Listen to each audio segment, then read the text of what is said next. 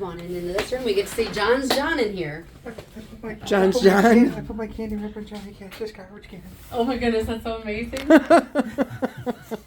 Yep, go ahead and head on through. Watch that, watch that. Yeah.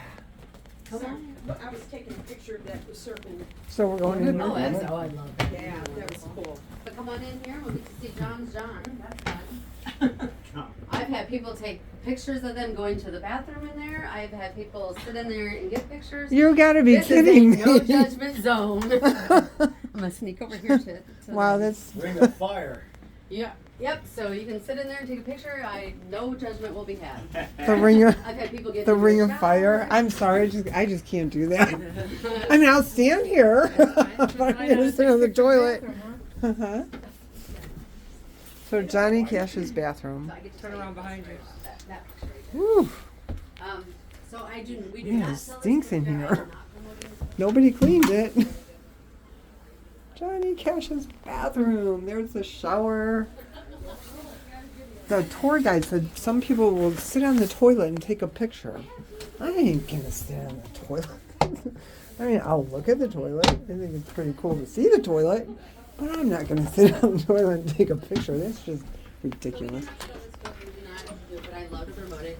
Vivian Cash has actually written this book, and it's called "I Walked a Line" in past tense. Of course, Vivian was his first wife, and of course these are his girls. Cindy I hang out with the most, and then we have Tara, and Kathy, and Roseanne, and they are all very cool. They come out here quite a bit, so that's where I get a lot of my stories from, and they're just all around good people. But this came about because when June passed away, Vivian was John's first phone call. I'm so sorry you lost the love of your life. I know how much that hurts. Is it possible we can meet up in a cafe and we can talk each other through stuff? So that's exactly what they did. They went and met up in a cafe. She told John, I've always loved you. I've never stopped loving you. Which is all very true. Cindy tells me all the time how much her mama did love her. She said the only reason she got remarried was to fill a void. How'd you like to be that guy? Right?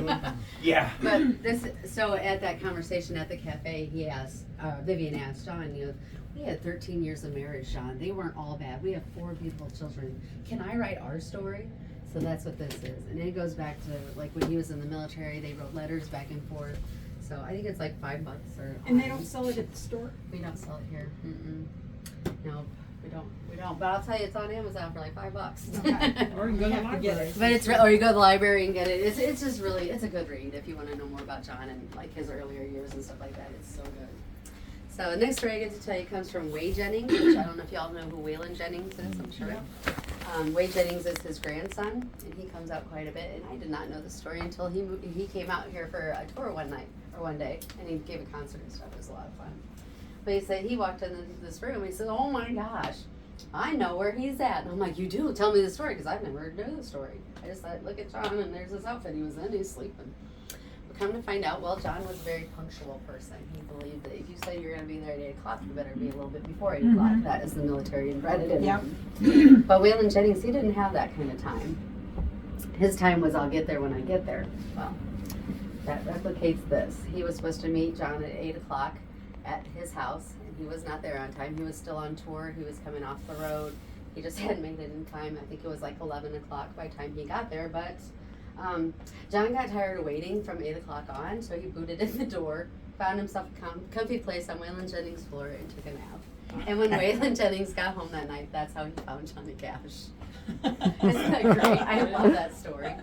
So ornery. Make them human. Yeah. So a lot of the pictures you see of like this one and this one, those are selfies done by Johnny Cash. He was an avid photographer. He loved to take pictures, movies, all kinds of stuff. Let me grab the door real quick. Yeah.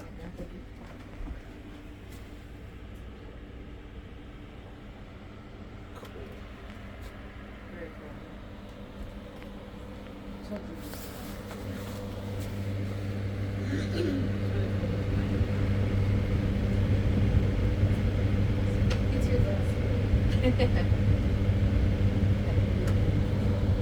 So, I get to tell you my one last story, and that's how I met Johnny Cash, and you all know this, so just sit back and relax.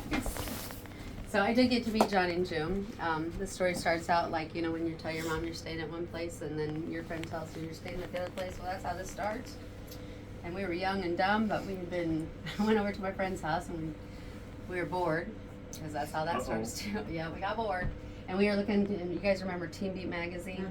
Mm-hmm. So we were looking into Teen Beat magazine, and we had read that if, that Reba McEntire, if you went to her home and her Starstruck Farms, and you waited long enough, that she'd come down and greet you, and you get to meet her horses and stuff. Well, being young at 18, that sounded fabulous to me. So at about midnight, my friend and I took off for Nashville. Now, this is before GPS. I'm not that old though, but it is before GPS.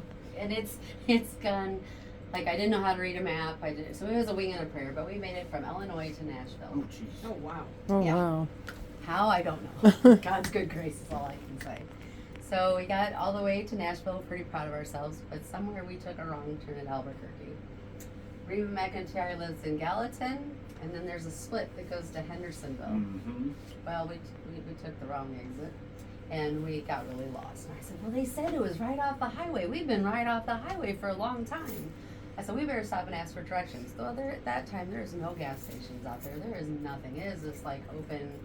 We're driving around the lake. We have no idea where we're at. So all of a sudden, there was a car in front of us that had the turn signal on. I said, hey, they're going to be home. Let's stop and ask them for directions.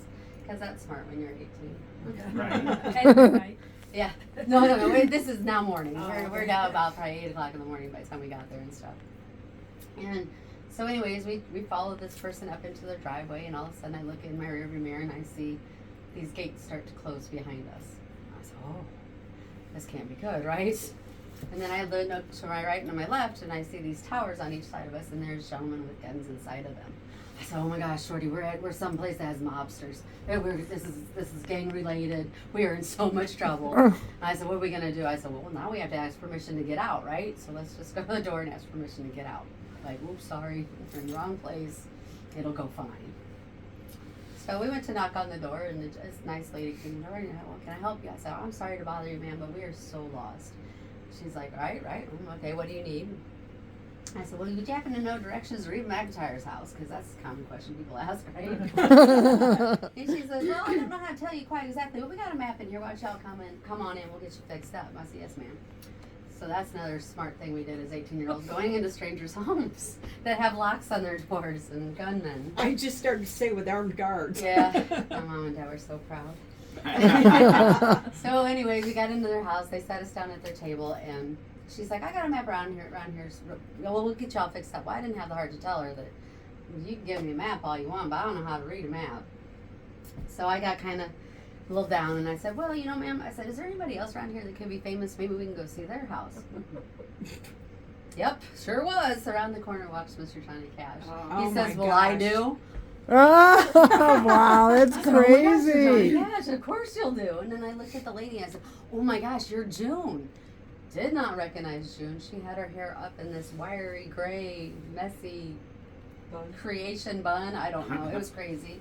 And she had one of the most ugliest burlap sack dresses I've ever seen in my life. And it's just not how I ever pictured June to be. You know, I always seen her on stage, and she had the brown hair and it was all beautiful, and she wore nice clothes. So I wasn't expecting that. But they sat us down, they gave us a little piece of cake and a glass of milk, and then Johnny Cash did, I'm sorry ladies, I'm gonna throw us all under the bridge, or maybe just myself. Gave me the best directions you could ever ask for. You're gonna go down to the Red Barn. Mm. You're Yeah, gonna take that's a ride at that there barn. And he got us all the way to Reba McEntire's place. That's Wow. farmland talk. So what- Yes, sir. Yeah, they're- so. yeah. We got all the way to Reba McEntire's place, where we sat and we waited till one of her farm hands came on and said, well, y'all aren't really good fans, because you should know that she's on tour right now. Oh no. Womp, womp, womp. I've never met Reba. But I got to meet Johnny So Cash. what Sorry, was you that said his Johnny house? Cash's house. Right. Oh my So that you were in his house. That was his house? It was With his the house in guns? Hendersonville, yeah. Holy cow. Yep. I did not know. I thought, oh my gosh, Mr. Cash, I did not know this is your home. I'm so sorry. Yes. It did burn down. So the Beatles, gentleman Bee from the Gees. Beatles, you are correct. Gentleman from the Bee Gees had bought the property, and they were working on it, and electrical fire happened and took out the Yeah, I felt